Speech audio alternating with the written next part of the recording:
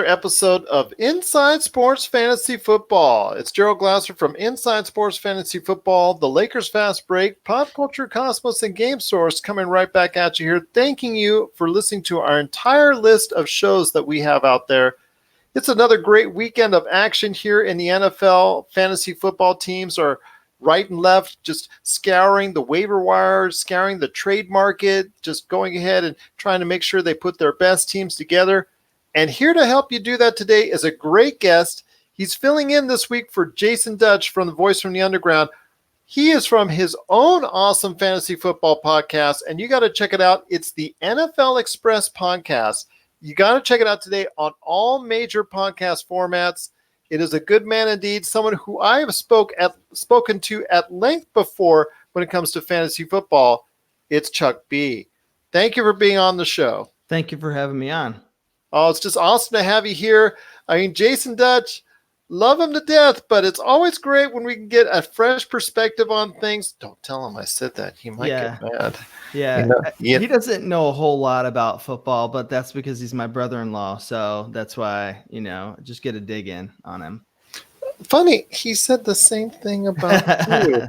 Right. Yeah, I'm not going to say, I'm not going to get involved in this family argument here because that's between you and him. No problem. Let the mudslinging begin. But it is going to be another great weekend of football action we've got coming up here. And I know you're going to be on with us next week to go ahead and recap week 6 in the NFL. Looking forward to that. But I wanted to go ahead and touch on some general issues for this episode. And that is, first off, your thoughts. I know that you obviously relate this at length on your awesome podcast, which I've gotten a chance to listen to before in the past, because when we were on Voice from the Underground together, that was just an awesome experience. So I had to check it out then. I want to hear your thoughts, Matt, on what's going on as far as this far into the NFL season. Maybe some either standouts or surprises in your opinions that have swayed fantasy football owners one way or another. Yeah. I kind of have broken down even I think the top 10 headlines, if you will, that kind of go along with the NFL because that's how I think about it. I break down the NFL into quarters, and that's kind of where we are. But I think one of the things that's been a big narrative this year is that Stafford looks reborn. All the shoulder injuries, everything that he's gone through the past 2 years. This year, people will hesitate to put him in the conversation for top 10 QB. He's absolutely a top 10 QB. He's probably much higher than that. I put him maybe 7 or 8. That's what I was just going to ask you, because I was going to say he is playing like a top 5 fantasy football quarterback right now. I know people, like you said, because of his injury history and his recent past, have been very hesitant to put him there. But I agree with you on that assessment.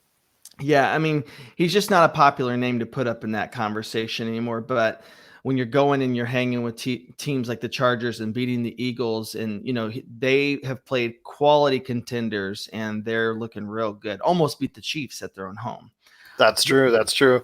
I know there's a few others as well, but yeah, Matthew Stafford, I don't think he's out there anymore as far as on the waiver wire. I know he was initially, and I'm almost kicking myself for not picking him up, but with Aaron Rodgers and Deshaun Watson, I really had no room on my team to pick him up. And so I would know he was snapped up that next week.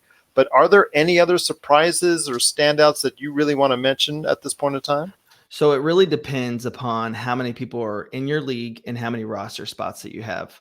I'm in a Yahoo league where it's 12 man, but there's not a ton of roster spots. So there's going to be guys out there in those situations. It's like the waiver wire is almost pointless to a degree because you can have backups galore. It doesn't really matter. But if you're in a deep league, like say I'm in a dynasty league and our rosters are very deep, you're going to go there and there's going to be a desert. So my recommendation is play that waiver wire, move up that ladder. Don't make any bids. Just get the free agents after Wednesday has passed. And then that way you can get the number 1 or the number 2. And then when there's a major injury that happens, Johnny No Name is right there on your roster. I think that that's the best play. But if you still have guys out there like Justice Hill or Darwin Thompson, guys who can potentially get the keys to the throne once the starter goes down with an injury, those are super smart plays. But yeah, overall in most leagues, the waiver wire has dried up at this point. It's now time to start saving your dollars if that's what your economy is, or start climbing that waiver wire by not engaging on the waiver wire. Fair enough. Fair enough. That's some pointed insight. And when it comes to surprises or standouts, I think if you're talking about a true standout, I want to ask you this: is DJ Chark for real? Because I'll tell you what, his numbers, his stats, he was also someone that was an early season waiver wire bargain. But I do want to ask you: is DJ Chark the wide receiver who's done some great numbers? In fact, 2 touchdowns last week for Jacksonville. Is he the real deal with Gardner Minshew too throwing the ball to him? I think he is, but I think that actually this conversation and really about the NFL and these types of receivers is larger than just DJ Chark. He's the real deal. But if you look, receivers are getting, you look at people like Hollywood Brown or Tyler Lockett, even in Antonio Brown when he was in the league. You have people who it's just now more efficient to be a smaller receiver.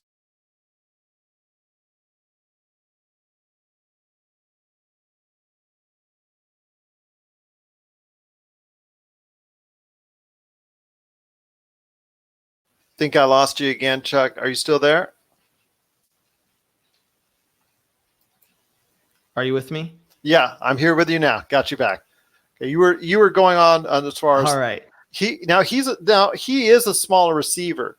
So compare that to other smaller receivers. It seems like now the NFL is kind of trending back towards popularizing smaller receivers even more. Yeah.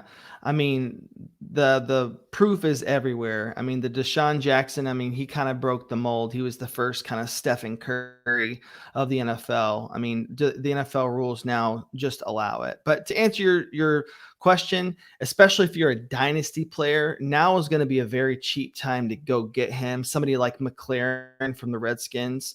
Those are guys that you're going to want to go invest in right now because they are the real deal. They're route runners with solid hands, great ball location. I'm going to go get as much DJ Chark stock as I can this season. That's awesome because, I was wondering about that because I did pick him up off the waiver wire and I am going to be starting him this weekend because I think he's a true solid play at this point in time. I don't expect 2 touchdowns, but I'm hoping at least for 100 yards, receiving. I think that's probably a reasonable expectation, at least for right now, since he seems to be the hot target for Gardner Minshew II at this point in time. Yeah.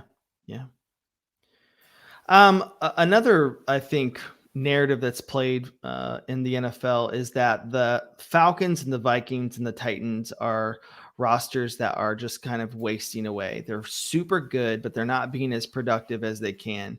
Derrick Henry had a pop off in the beginning. He's kind of stayed more consistent than we've thought, but definitely AJ Brown has popped up here and there. Corey Davis still a no-show. Diggs on the Vikings, several players on the Falcons, Devontae Freeman. Go ahead. Oh no, I was going to say Stephon Diggs. I mean, that's a little bit. That's always something brewing there with Stephon Diggs. Are you still there? Yeah. It wouldn't surprise me if he's not on their team after this year. He'll make it through the trade deadline, I'm pretty sure, but he could easily be out of there. And then too, the Panthers, the same deal. DJ Moore didn't come out the way that people thought he was going to, and Cam Newton hasn't really rebounded. So you've got a bunch of teams that have really disappointed people who invested them in the fantasy world. May I ask you a question on the Falcons primarily, because it wasn't too long ago they were in the Super Bowl, very close to winning a Super Bowl. What's gone wrong in Atlanta? I think that, number one, they trusted Steve Sarkisian last year as to be their offensive coordinator, and he's never really had any success whatsoever. The other part is that they never addressed the defensive side of the ball. They've really struggled to get pressure on the quarterback. They've had some decent corners, but Atlanta has just kind of settled to be pretty mediocre. They've done really nothing to address the defensive side of the ball. other than some athletic linebackers. So they can't stop anybody. They're a pretty easy defense to run and pass on. And then, like a lot of these teams that have this mega superstar wide receiver that's supposed to be all that in a bag of chips, it's really hard to focus in on Julio when teams are double teaming him. It's opened things up for Ridley and for Sanu and Hooper. But teams have just kind of figured that scheme out. So I'm not afraid of Atlanta in that conference. It's really all about the Saints in the NFC South. I agree with you on that. The Saints are really dominating at this point in time, especially Teddy Bridgewater. Is he a pickup? Because of the success that he's having as of late. Drew Brees is gone for quite some time. Is Teddy Bridgewater a definite pickup if you need a quarterback on your team? Oh, I think absolutely. The way that this team runs the ball opens up for premier passing windows, and he's got uh, Michael Thomas, who's one of the best route runners, hands, body position catchers there is. Traquan with some Smith, Ted Ginn, Wiley veteran, Jared Cook, who's really not shown up quite yet. It is all about that Teddy Bridgewater control under center, though. And I think he's a really great pickup as actually a keeper, because you could probably see that they're going to get some trade offers for him this offseason. So for this year and for next, I'm definitely getting some Teddy Bridgewater stock. Oh, sounds very good indeed. Once again, I'm speaking to Chuck B. He is the man behind the awesome NFL Express podcast. You have to listen to each and every episode today as they come out on every major podcast format. Tell you what, Chuck, it's just been great talking to you, but I want to ask you a couple more questions before we head on out. And first off is trade targets. When it comes to a trade target, I know you're Sure. actually going out there when talking about trades, or having some certain individual players that you think is worth targeting. Who is or what is a player out there that really is seeking your attention, and somebody that you're really making an effort to go ahead and pitch those trades?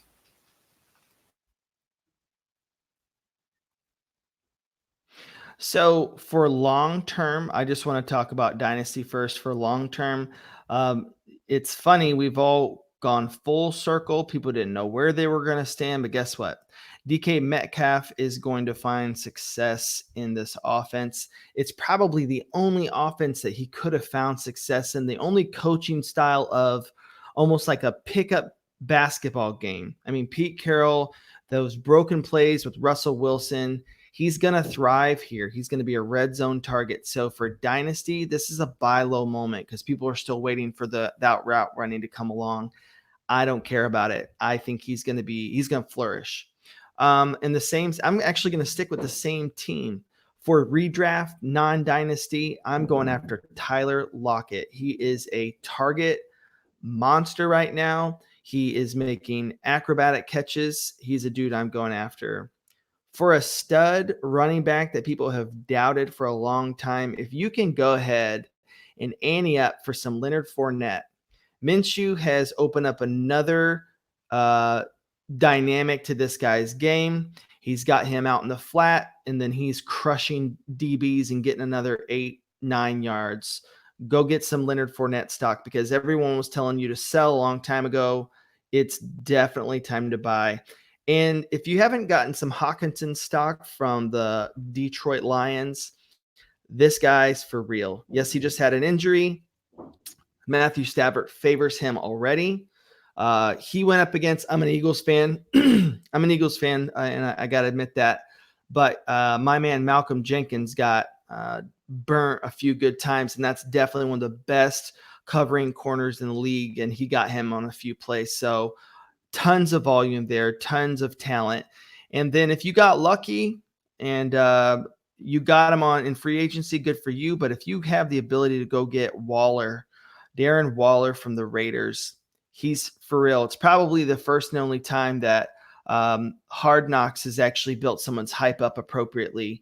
He's the truth. He's going to get insane targets there, and he's just like almost like a tight end version without the speed of Calvin Johnson. His up in the air, go get it mentality. He's pretty special. You mentioned Leonard Fournette, someone who I've managed to pick up the past 3 seasons, who I love immensely when it comes to yardage, but he seems to have issues finding the end zone because right now he's top 3 in rushing yards, but he's only got 1 touchdown. Is this a problem of him in the red zone, or is it a coaching issue, or where's it gone wrong as far as Leonard Fournette not finding the end zone as much as his talent and I think his yardage should dictate? It's a little bit of their scheme. So if you watch the way that they score, it's a lot of deep balls to DJ Chark, to all these speedsters that they have on their team. I mean, every time I'm on red zone, I feel like I'm watching Minshew just bomb a 60-yarder. So I think it's kind of coming down to a little bit of chance. I think they're going to get some O-line guys back here pretty soon. They suffered some injuries. They invested into O-line about 2 years ago. And so I think we should see some more Fournette come into fruition here. So scheme, opportunity, but I like him. I mean, especially in half PPR leagues, he's going to be a big, big target. I definitely agree with you on that. He's someone that I have, in the leagues that I've been very beneficial to have, and I'm just truly thankful that he's been a big part of my team. I just wish he scored more touchdowns, but you can't always have everything here when it comes to fantasy football. But Chuck, I want to ask you one last question before we head on out, and that is this. I spoke last week to Chris Sardieri of Inside Sports, and his assessment of some of the young quarterbacks so far as far as their first or their second or even their third year in the NFL and the learning curve that comes with it. I want to hear your thoughts as far as from a fantasy perspective on young quarterbacks for either a dynasty or for a quarterback that you might want to trade for or pick up at some point in time this season, or even next season when it concerns drafting. Who are some of the young quarterbacks that have impressed you so far this season?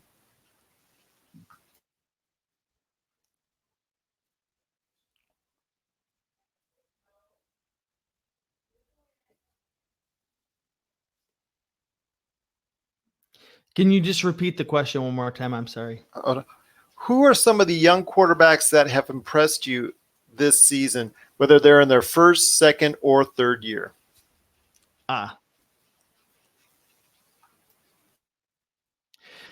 Well, what I first want to address is I really want to slow the train down on people who are jumping ship on Baker Mayfield. I think that that's a bit of a mistake. He is a guy who is still impressive. He's learning a scheme that I don't really think is too particularly advanced. I think a lot of people are just watching OBJ come across. But I'll tell you that I think that Minshew it's his job to lose moving forward. I know there's money there wrapped up with Nick Foles. He's a guy that I absolutely think is going to be successful there. And I don't care what people say. I know that the Dolphins are tanking for Tua, but Josh Rosen is an impressive quarterback still.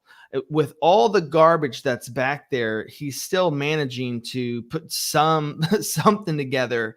So those are two guys who I definitely have been impressed with. And like everybody, this one I just feel silly for saying because I feel like Kyler Murray, I mean, it's the first game you kind of went, I don't know. And then now you're watching him operate and he's dropping dimes everywhere.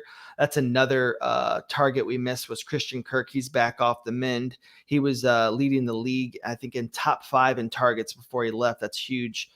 But Kyler Murray is just basically made, you know, rejuvenated Larry Fitzgerald. And just he's going to get this team a few more wins. But man, after they really work on this offensive line and get David Johnson going next year, the sky's the limit for the type of production. So I like Minshew, Kyler, obviously, and it's going to be interesting. Anyone who wants to sell me some Baker Mayfield stock in Dynasty, I'm buying because we're silly to judge off of one game where he's trying to get to know a new experience. You saw all the talent at OU. It's not going to go anywhere. He's going to be a good quarterback. So buy when people are feeling low on him. Very sensible indeed. Once again, I'm talking to Chuck B from the great podcast you got to check out. It's the NFL Express podcast. You got to check it out today on every major podcast format. Before we head on out, Chuck, I got to ask you, why do people need to tune in to your awesome podcast, the NFL Express podcast? Because we have a great time. We just we just try to. It's two buddies who've been talking football for 20 years, and my counterpart, John Chapman, he's got 49ers Rush podcast, which is a super successful podcast for the Niners. He's a coach. He coached for years, and I was a player in high school, and we just both got a love for the game. And we do a lot of also like punishment bets. So we'll bet on certain things, and then we'll go to YouTube, and the other person will have to do like a live poetry slam, or they'll have to sing some song, or they'll have to cram 15 warheads into their mouth for this long period of time. So we try to just have fun, you know? Oh, that's awesome. Yeah, I noticed some of the links that you've gone to as far as your shows. It's been truly a lot of fun to take a look at that and see what's going on. And I can't wait for future episodes for you guys to go ahead and figure out exactly what type of bets you have going on forward into the future. And again, that is the NFL Express podcast. It's on every single major format. You got to, for the latest insight on the NFL, got to check it out today. That's the NFL Express podcast. Well, Chuck, it's been awesome having you on the show. I can't wait. I cannot wait for you to come back and recap week 6 in the NFL with us. I'm just looking forward to it so you can give even more pointed advice on fantasy football. And I promise I'll be a lot nicer to you than your brother-in-law.